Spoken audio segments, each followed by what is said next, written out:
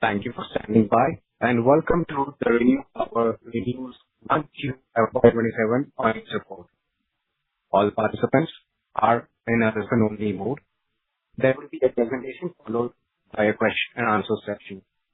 If you wish to ask a question, you will need to press the star key followed by the number 1 on your telephone keypad. I would now like to hand the conference over to Anurag. Thank you, and over to you. Thank you. Good morning, everyone, and thank you for joining us today. We have put out a press release announcing our results for the first quarter of Fiscal Year 2027. A copy of the press release and the earnings presentation are available in the IR section of ReNew's website at www.renew.com. With me today are Sumant Sinha, our Founder, Chairman and CEO, Kailash Vaswani, our CFO, and Vaishali Nigam Sinha, Co-Founder and Chairperson, Sustainability. After the prepared remarks, which we expect will take 20 to 25 minutes, we will open the call for questions. Please note that our safe harbor statements are contained within our press release, presentation materials, and materials available on our website. These statements are important and integral to all our remarks. There are risks and uncertainties that could cause our results to differ materially from those expressed or implied by such forward-looking statements. Therefore, we encourage you to review the press release and the presentation on our website for a more complete description.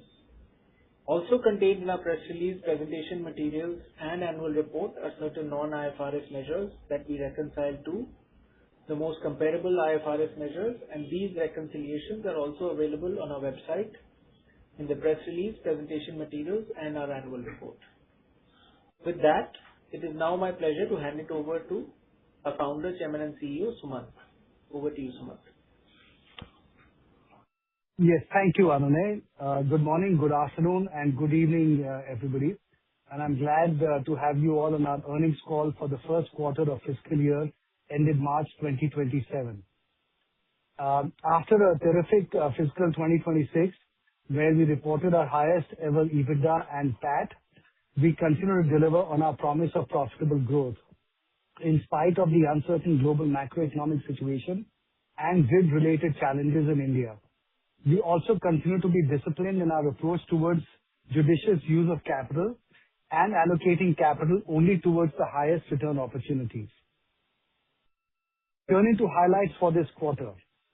Our focus towards executing at scale continues as we delivered a 26% growth in our operating portfolio year-over-year. We have commissioned over 1 gigawatt to date in the current fiscal, which includes over 600 megawatts in Q1 itself. Our overall committed portfolio now stands at 20.5 gigawatts and includes 1.7 gigawatts of BESS, and our total pipeline is at approximately 27 gigawatts. We also continue to execute our capital recycling plans. In June 2026, we closed the sale of a 100 megawatt Tamil Nadu solar asset and received the proceeds. In August 2026, we also signed definitive documents for the sale of about 1 gigawatt of assets, which is expected to generate $190 million of cash flow to equity on closing. These transactions underline the quality of our asset base and our ability to continuously find buyers at attractive valuations.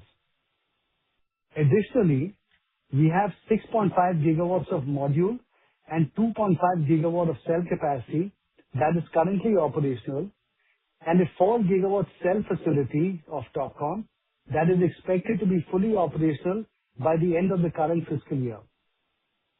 We have also filed our Form 20F for FY26 and published our third integrated report with the theme Beyond Boundaries, Decarbonizing Value Chains to Deliver Climate Value at Scale, in line with international reporting standards. Coming to our financial performance, in this quarter, we have delivered adjusted EBITDA growth of around 12% with INR 30.4 billion adjusted EBITDA, including INR 5.7 billion contribution from our manufacturing business. Our profit after tax increased by 16% year-over-year, with INR 6 billion for Q1 of fiscal 2027, along with INR 12.8 billion in CFE. Our DSO continues to reduce as we expand our portfolio and legacy issues continue to get resolved. Subsequent to the end of the quarter, we received INR 57 billion from the Andhra Pradesh DISCOM, taking our DSOs as of July end to 54 days, 17 days lower than the Q1 FY 2027 DSO number of 71 days. Let me now hand over to Kailash to take us through the next 7 pages. Thank you, Sumant. Before turning to our operating performance, I would like to briefly address the take-private transaction announced on August 11, 2026. ReNew entered into a binding transaction agreement with the consortium comprising of CPPIB and Sumant Sinha for the proposed take-private of ReNew. The proposed acquisition is expected to be effected through a U.K. scheme of arrangement and will be voted on by the non-consortium shareholders. Non-consortium shareholders may either receive cash of $7.02 per share by transferring their shares to CPPIB Investments or its designated affiliates, or subject to certain conditions, elect to roll over and remain shareholders. The special committee, comprising of independent directors, having received Rothschild & Co.'s opinion that the cash offer is fair from a financial point of view to the non-consortium shareholders, considers the cash offer and transaction agreement fair and reasonable, and intends to unanimously recommend that shareholders vote in favor of the scheme. Further details on the scheme's timing will follow in due course. Turning back to presentation, on slide 13, on the industry backdrop. The electricity demand increase continues to support renewable energy growth. Renewables contributed 86% of overall power capacity addition in Q1 FY 2027, with 14 GW of renewable energy capacity added. This included 12 GW of solar and 1 GW of wind and hydro each. Coming to the demand side, peak demand has already touched around 271 GW in FY 2027. Overall electricity demand in July 2026 was up 11% year-on-year and was up 9% year-on-year for April to June period. Demand is also increasing more in non-solar hours, which supports higher battery installations. Installed renewable energy capacity, including large hydro, stood at 289 GW as of June 30, 2026. This includes 162 GW of solar and 57 GW of wind. We believe this reinforces the continued structural growth of renewable energy in India. Additionally, Q1 also saw strong industrial production growth numbers fueled by higher demand in all sectors of the industry. In fact, the overall index of industrial production grew by about 7.3% in June. Additionally, the rupee appreciated slightly versus the US dollar as the government's foreign currency non-resident scheme, which is the FCNR scheme, produced over $52 billion of fresh inflows. Having said all of the above, grid build-out continues to be a drag on the entire industry, with certain projects, including ours, particularly in the state of Rajasthan, having temporary connectivity facing curtailment challenges. We are hopeful that coupled with build-out of certain lines in Rajasthan, some central government support, these issues will get resolved over the next few months. Turning to business updates on slide 14. On project execution and our delivery remains de-risked and on track. We have already delivered over 1 GW of commissioned megawatts during the year and are on track to deliver the projects that are due to be commissioned during the year. For solar, in addition to the megawatts commissioned so far, more than 250 MW has been erected and is in final stages of commissioning. More than 50% of the modules required for the balance execution in rest of FY 2027 are already at site, with the balance secured through in-house production. Silver pricing exposure is also hedged for fiscal 2027 for BESS 100% of the pricing is locked in at attractive rates, and about 25% has already reached project sites. For wind, 100% of the wind turbines required for the year are locked in within budgeted levels. Land is also largely tied up or acquired for the execution requirements of the next 12 months. Turning to updates from our C&I business on slide 15. We are very excited by and continue to expand our C&I footprint across India. Our C&I portfolio currently stands at 2.9 GW, including 2.6 GW of commissioned capacity over 5 states, and we commissioned 330 MW year to date in the C&I segment. We are also well-placed to participate in new business opportunities such as supply to data centers. Our business is concentrated on larger projects, and we have excellent relationship with technology companies and hyperscalers. For example, Amazon, Microsoft, and Google collectively account for around half of the contracted offtake in our C&I business. As you may also recall, a Leapfrog-led consortium has invested $95 million of equity in our C&I business for 11.3% stake. Turning to our manufacturing business on slide 16. In manufacturing, we have one of the highest integrated capacities in India. Our manufacturing business has continued its profitable journey in the current fiscal year as well, with an external order book standing at approximately 1.1 GW. Do note that we sell around 40%-60% to our IPP business at an arm's length pricing, which doesn't get reflected in our overall financials because we consolidate them. In Q1 FY 2027, revenue from external sales of modules and cells was rupees 16.4 billion, and the adjusted EBITDA from external sales was rupees 5.7 billion, with the adjusted EBITDA margin standing at almost 34%. We expect that there may be some normalization in the latter half of the year as additional cell capacity comes online. On the 4 GW TOPCon cell plant, civil and PSB works are in final stages. ATP and clean room works are progressing well. Printing lines are installed, and the first cell is expected to be produced by the end of the current calendar year. We are also progressing well on the ingot wafer plant in the state of Andhra Pradesh that's expected to be commissioned in early calendar 28. Turning to page 18. Our Q1 results reflect strong operating execution, continued growth in earnings, and disciplined capital allocation. As of June 30, 2026, our total portfolio was approximately 20.5 GW, including 1.7 GW of BESS.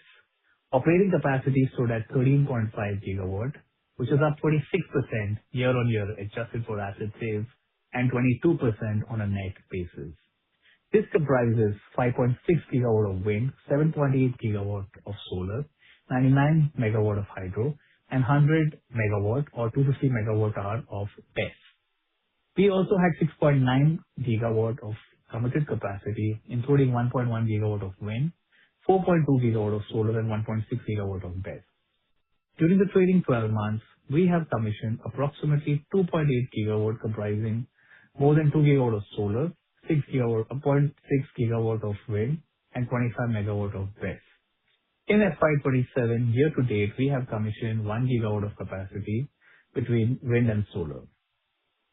On consolidated operating performance, revenue was up 14% year-on-year, adjusted EBITDA was up 12% year-on-year, and profit after tax was up 16% year-on-year. For Q1 FY 2027, total income was 47.9 billion, our revenue was 44.6 billion, and EBITDA was 30.4 billion, and profit before tax was almost around 8.3 billion.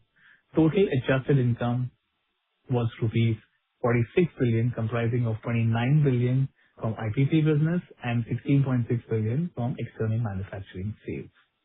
Adjusted EBITDA was rupees 30 billion, including 24.7 billion from the IPP business and 5.7 billion from external manufacturing sales. Adjusted EBITDA margins for the IPP business were 86%, for manufacturing was 34%, and the margin was 66.1% on a consolidated basis. Turning to page 19. We remain disciplined in capital allocation with net debt to trailing 12 months adjusted EBITDA for operational projects at 5.7x. The leverage levels for projects operational for more than a year, that's with full year EBITDA contribution, is further lower.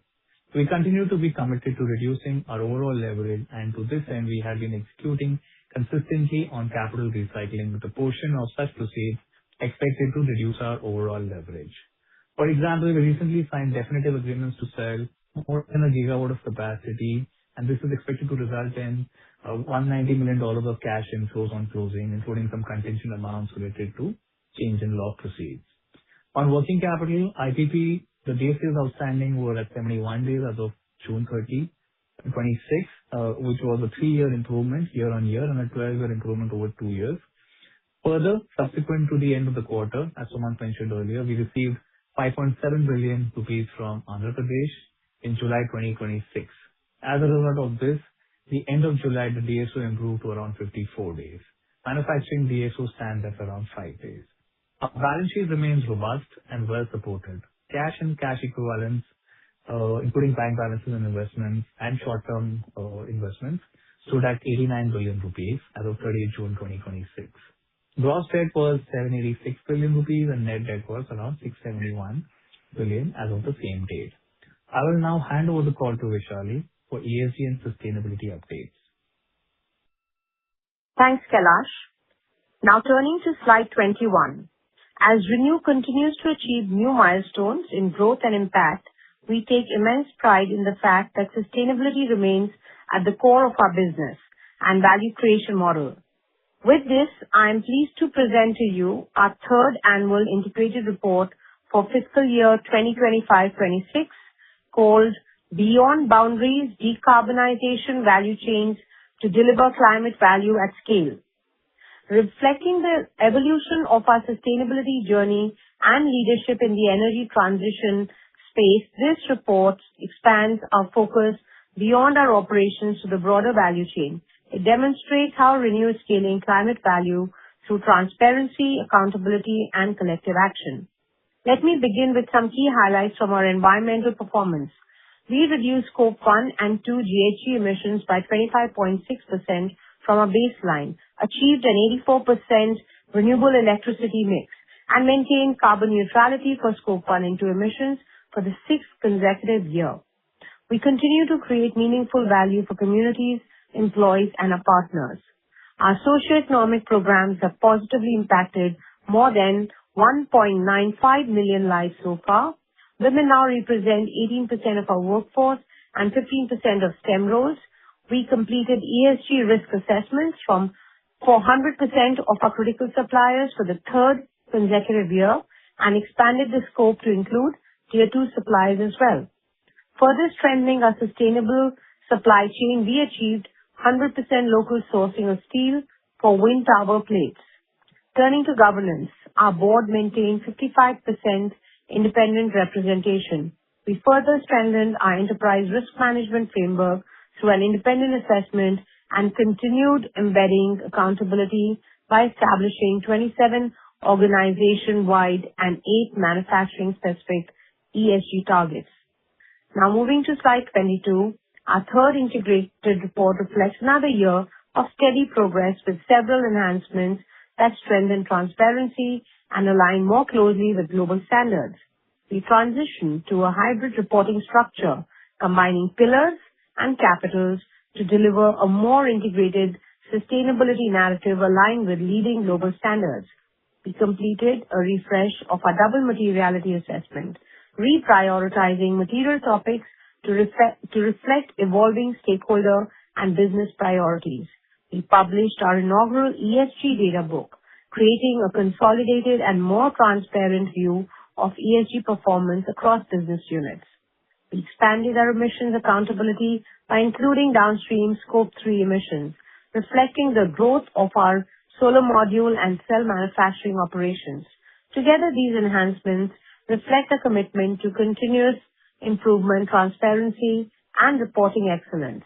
Now moving to slide 23, our ESG targets continue to translate ambition into measurable outcomes, keeping us firmly on track towards our 2030 and 2040 commitments. Let me start with environment, where our focus on climate action continues to deliver tangible results. We achieved a 25.6 reduction in Scope 1 and 2 emissions versus fiscal year 22 baseline, exceeding our target and advancing our SBTi-aligned net zero pathways. We delivered over 617,000 cubic meters of water savings in fiscal year 25-26, with over 5,000 cubic meters of water saved through robotic cleaning. Our commitment to people and communities remains unwavering as we continue to invest in talent inclusion and sustainable community development. Through Project Surya, which we've talked about earlier, we continue to build green skills with 166 women trained as technicians in Q1 alone and additional cohorts progressing through advanced training programs. Our commitment to excellence continues to be reflected in strong external recognition and performance. We closed the year with industry-leading scores across major ESG ratings and indices, including an S&P Global CSA score of 84, a CDP A-list status for climate change and supply engagement, a AAA for MSCI, and a Sustainalytics low-risk score, which is a favorable score of 11.6. While we remain proud of these achievements, we continue to recognize that the journey is important. As we look ahead, we remain focused on building on this momentum, advancing our key commitments, and continuing to embed sustainability as the core of our business. I will now turn it back to Kailash to take us through the guidance. Thank you, Vaishali. Turning to guidance on page 24. We reiterate FY 27 consolidated adjusted EBITDA guidance of INR 103 to 109 billion. This includes, rupees 10 to 12 billion from manufacturing and 1 to 2 billion rupees from asset sales. We continue to expect to construct between 1.6 to 2.4 gigawatt during FY 27 and generate cash flow to equity of rupees 18 to 22 billion. For our total committed RE portfolio, which has marginally increased in the current quarter, we expect run rate adjusted EBITDA of rupees 134 to 140 billion and run rate cash flow to equity of 32 to 36 billion, assuming normal weather patterns and excluding contribution from our manufacturing business, for a fully constructed RE portfolio of around 20.5 gigawatt, which includes 1.7 gigawatt of BESS. Please note that this includes the 1 gigawatt of assets sold, which we have signed definitive agreements for, but closing has not yet happened. So once the closing happens, then we will adjust these numbers for that. With that, we will be happy to take any questions. Thank you. If you wish to ask a question, please press star 1 on your telephone and wait for your name to be announced. If you wish to cancel your request, please press star 2. If you are on a speakerphone, please pick up the handset to ask a question. Your first question comes from Justin Clare with Roth Capital Partners. Please go ahead. Hi, thanks for the time. I wanted to start out just on the take private transaction. Wondering if you could give us a sense for the expected timeline from here to completion of the take private. And then just what do you see as the key remaining milestones? And if you could share which approvals or conditions might present the most meaningful uncertainty in terms of the timing. Thanks, Justin, for your question. Thanks, Justin, for your question. As per the transaction agreement, we would anticipate the scheme becoming effective in Q1 2027. The scheme document will be published as soon as reasonably practicable after we completed the SEC review process and within 10 business days following the date on which the court grants the order for convening of the court meeting. Scheme documents are typically published 4 weeks ahead of the court meeting date. And then there are some regulatory approvals which will be sought in parallel with the actions above, and that would also take around 3 to 4 months to obtain. So the long stop date for the transaction is, the completion, which is 95 days of the publication of the scheme circular or 31st March 2027. We must stress that this is not a guidance, as we are not able to give the exact timelines for the regulatory, but this is broadly the indicative range of, what the process from here on is likely to be. Got it. Okay. That's helpful. And then maybe just shifting over to the performance in the quarter. The solar PLF in your fiscal Q1 declined, I think it was 220 basis points year-over-year. Just wondering how much of that decline may have been attributable to just the solar resource during the quarter versus any grid curtailment. If curtailment was a factor, is it an issue that might persist into Q2 or any additional quarters here? We have, Justin, been facing curtailment on the solar side. That has definitely contributed reasonable amount of to the decline in the PLF. This is again something that is an impact that we are seeing, but we are also trying to see if through advocacy we can get compensated for the non-availability of transmission network.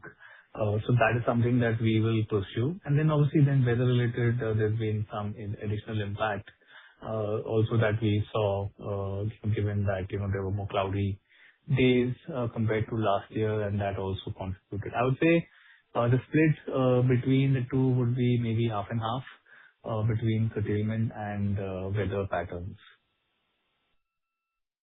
Got it. Okay. Just one more on the guidance here. Manufacturing contribution was pretty strong in Q1 here, 5.65 billion INR compared to the guidance for the full year for manufacturing of 10 billion-12 billion. It implies a meaningful step down in the contribution and the balance of the year on a quarterly basis. Wondering if that's just conservative or are you anticipating a meaningful step down in the profitability there? We're not expecting a meaningful step down, but margins have been coming down a little bit. There were extensions also which were granted as far as implementing ALMM on cells was concerned, which happened after the completion of Q1. There is a little bit of uncertainty in the market at this point in time with respect to margins, and given that there's additional production capacity also which is coming online. As a combination of these factors, we've decided to err on the side of caution and not really change the guidance numbers. Obviously as we see a stronger performance continuing into next quarter, then we could look to take a relook at the numbers again when we announce our Q2 results. As far as margins are concerned, last year Q1 was at 40%, this year it's at 34%. There has been some contraction which you have seen already in the margins playing out. As more supply comes in, that is likely to continue a little bit also. We will have to see how the trends play out in the backdrop of this ALMM for cells extension till 31st December. Got it. Okay. Thank you very much. Thank you. The next question comes from Puneet Gulati with HSBC. Please go ahead. Thank you so much and congrats on performance. My first question is on your comment on compensation with respect to curtailment. Is there a scope for confusion whether you should get compensated or not? I thought it was a straightforward trust down versus TGNA. If you can clarify a bit here. Yeah, I'm happy to step in. Sorry, Kailash, you want to take that? Yeah. No, go ahead, go on. No, I was only saying, Puneet, that for trash down curtailment, we get compensated, as you know. For any other TGNA curtailment, there is no specific mechanism to get compensated. Having said that, we are having discussions with MOP right now about whether something can be made to work. Those discussions are ongoing, so they haven't come to any form of conclusion right now. One can't say what form, if any, that compensation will take.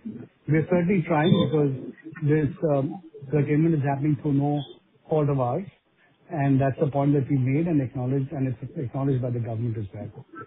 We'll have to wait and see where those discussions end up at. I don't think it'll be a full compensation, but we're trying to see how much we can get.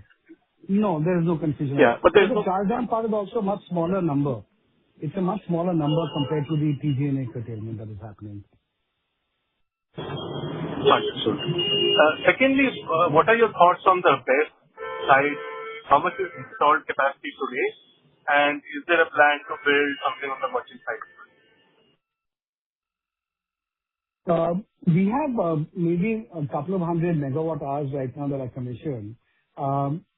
Building long-term merchant BESS is a little bit difficult because you don't know how things are going to evolve in the market over a 5 to 7 year time period, which is the minimum required to figure out what the return should be. But what we are going to be doing is that in some of the projects that we are doing, to the extent that we require, those projects are getting commissioned, let's say 2 years or 3 years from now, some of those BESS projects will commission earlier, run them as merchant plants for a shorter period of time, because we know that in the near term, perhaps in the next 1 to 2 years, there is likely to be a reasonable arbitrage between daytime and evening prices. And so we'll hope to create that value over a 1 to 2 year period, and then look to drop those BESS projects into existing PPAs that we have. As those get commissioned, then we'll move these BESS projects into those. Is there a target for this commissioning for fiscal 27 or 28? We haven't specified a target. This year it's looking unlikely because obviously this year, we are not at a point where we'll be able to commission anything for this year. But certainly by next year, we are hoping to commission some amounts. But, once those plans get finalized, we'll let you guys know. Understood. That's very helpful. And lastly, if I may, on your recent sale of 1,000 megawatt assets to Purva, can you talk about what sort of EBITDA multiple you managed to get from that? So, Puneet, on that, we are, once the closing happens, we will agree with, the buyer what disclosure we would like to jointly make, and then speak about it. Right now we are under NDA. Understood. Understood. And just one more, there was also a chatter about you trying to sell hydro plant. Is that something one should think about as a potential saleable asset as well? So again, as part of our asset recycling, we do evaluate sales of, various assets. So, it could be part of, such discussions that you may have heard about it. Okay. Okay, that's all from my side. Thank you so much and all the best. Thank you. Thank you. Once again, if you wish to ask a question, please press star 1 on your telephone and wait for your name to be announced.